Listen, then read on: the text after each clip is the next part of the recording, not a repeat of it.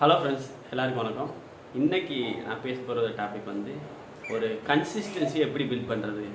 21 days நீங்கள் எந்த ஒரு விஷயத்தை பண்ணணும்னு நினச்சாலும் 21 டேஸ் நீங்கள் பண்ணிட்டீங்கன்னா அந்த விஷயத்தை உங்களோட லைஃப் ஸ்டைலில் நீங்கள் ஒரு விஷயமாக அக்செப்ட் பண்ண முடியும்.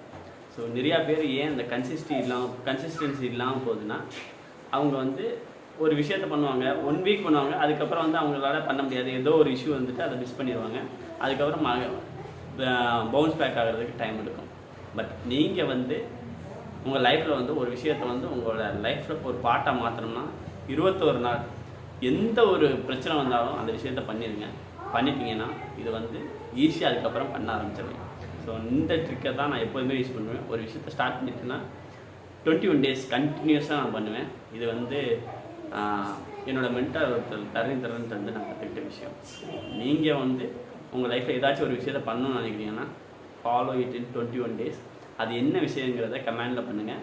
அதுக்கப்புறம் நீங்கள் அச்சீவ் பண்ணதுக்கப்புறம் உங்களோட இதை ஷேர் பண்ணுங்கள், இந்த ஐடியாவை பற்றி. Thank you so much. Have a great day.